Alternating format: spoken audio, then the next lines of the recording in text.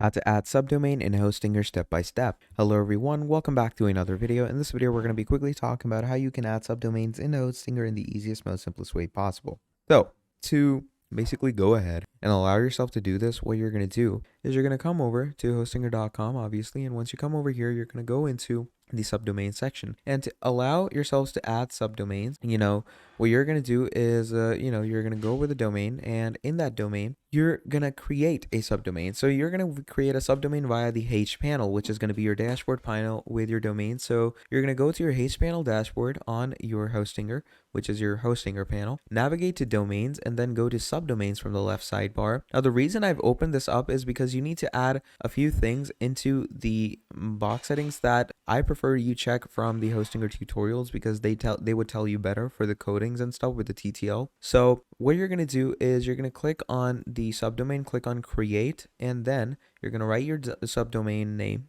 Once you do that, you're going to add custom folder for subdomain. Okay, if you want to create a specific custom directory. Then once you do that, you're going to get a subdomain created successfully in the list. Now, what you're going to do from there is you're going to add an entry of the DNS zone, and to do that, you're going to, choose whatever website you want to add the subdomain to, and you're going to add a DNS from that website, take the auto key off of that website, and yeah, you're going to use the DNS zone editor for yourself. So yeah, basically the DNS zone editor is going to add those things for you, and everything should be good to go from there. Thank you for watching, and I'll see all of you next time. Goodbye.